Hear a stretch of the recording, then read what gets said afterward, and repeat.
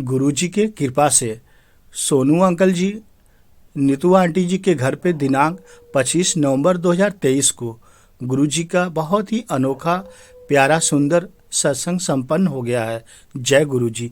सारी संगत के घर गुरुजी ऐसे ही आते रहें और गुरुजी का सत्संग होता रहे।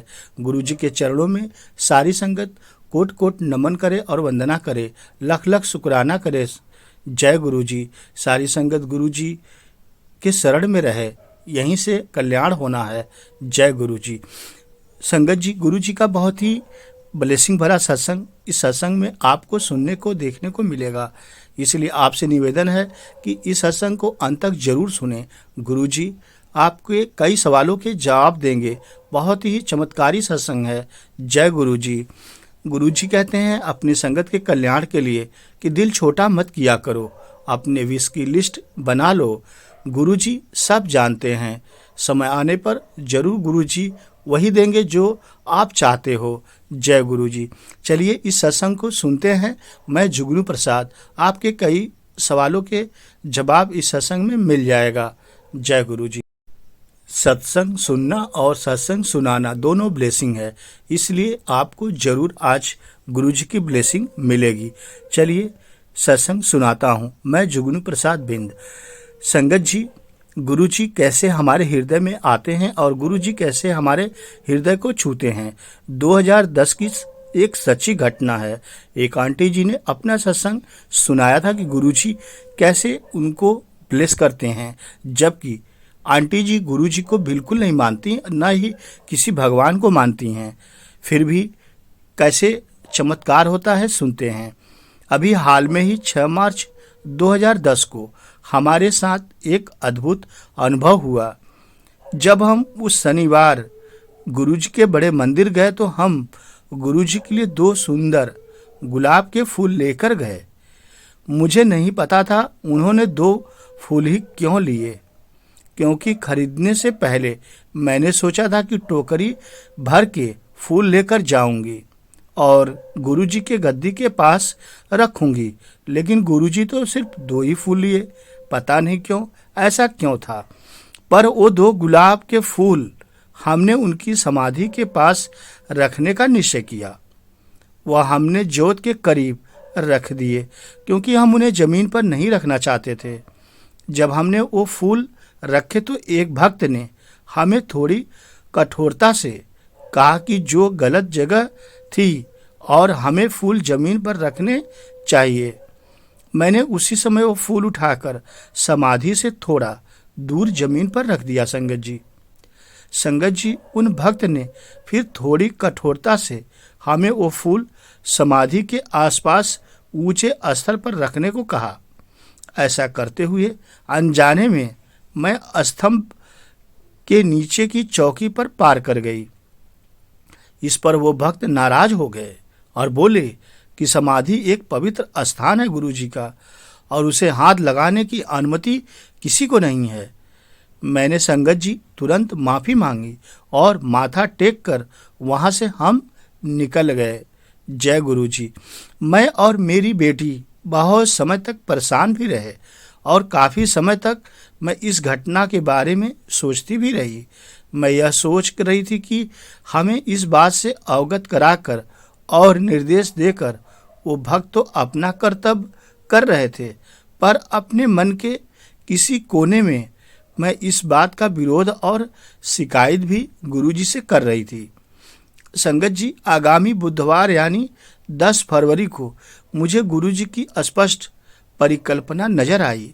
मुझे बड़े मंदिर में गुरु नानक देव जी, साईं बाबा जी, भोलेनाथ शिव जी और शेरावाली माता जी ऐसे नजर आए जैसे कोई स्लाइड शो चल रहा हो, और सब नजर आ रहे हो मुझे।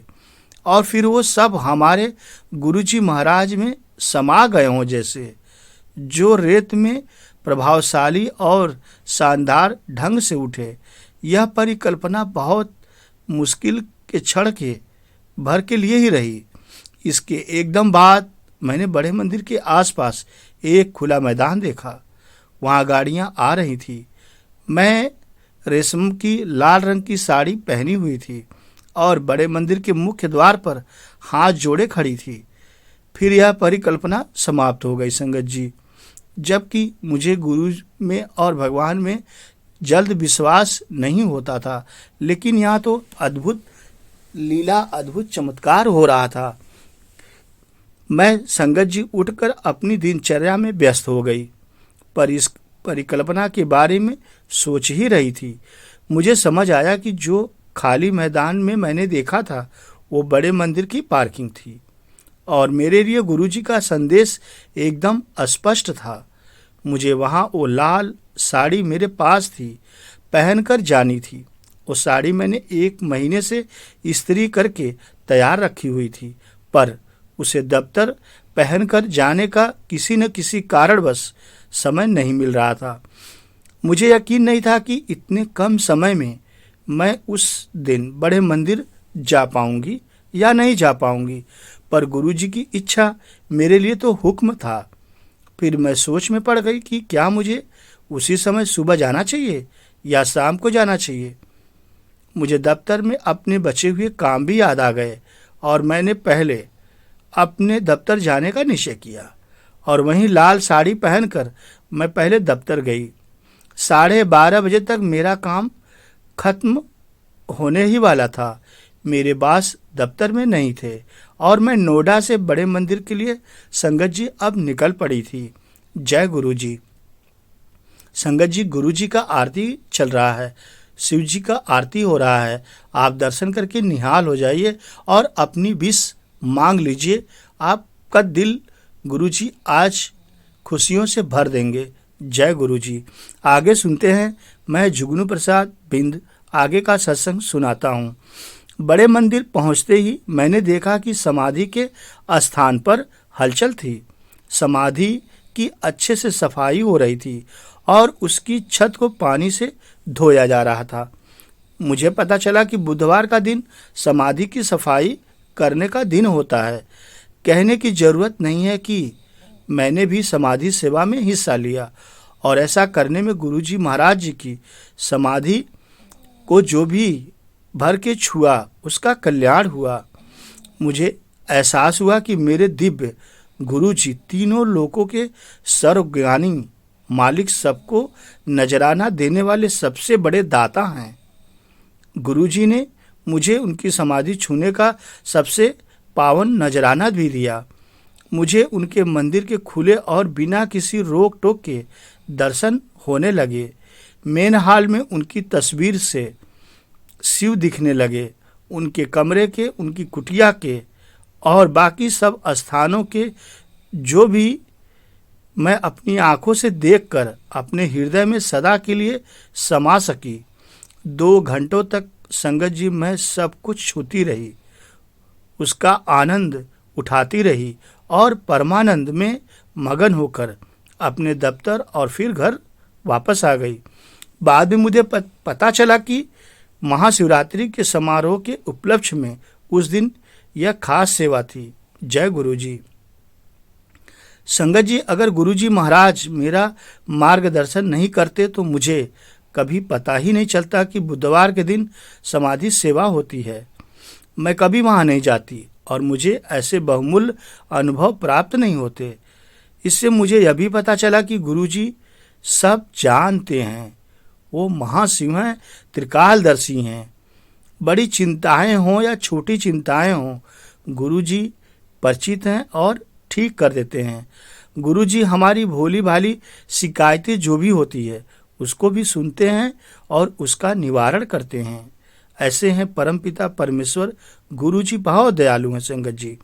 सब कुछ उन तक अछूती नहीं रहती है, सब जानते हैं। गुरुजी हमारा हृदय अंतरात्मा भी छू लेते हैं।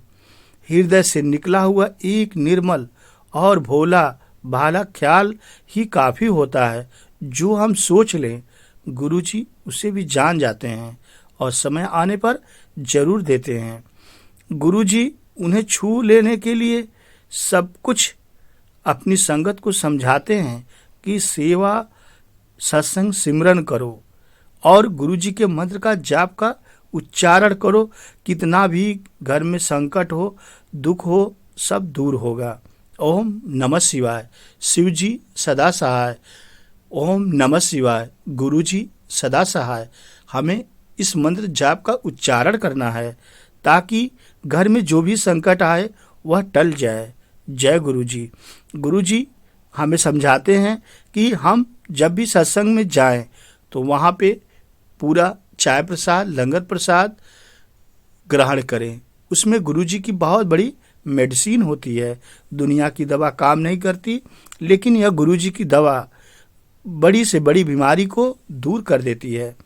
संगत जी, हमें अंदरूनी तौर पर तृप्त कर देते हैं गुरु जी, और हमें ठीक भी कर देते हैं गुरु जी। हमारी अंतर्यात्मा उनकी ही प्रतिबिंब बन जाती है। जैसा गुरु जी चाहते हैं हम वैसा ही करेंगे। जय गुरु जी, शुक्राना गुरु जी, love you Guru ji, coat coat शुक्राना गुरु जी। संगत जी, आप समझ गए होंगे कि गुरु जी हमें हमारे परिवार का कैसे कल्याण करते हैं। इसलिए कभी भी अपने दिल को आप छोटा न करें। आप संशय में मत रहें कि हमें तो कुछ मिलता ही नहीं है, सत्संग में जाते हैं तो ऐसा नहीं है। गुरु जी आपको देख रहे हैं, आपको ब्लेस करेंगे। जय गुरु जी, शुक्र।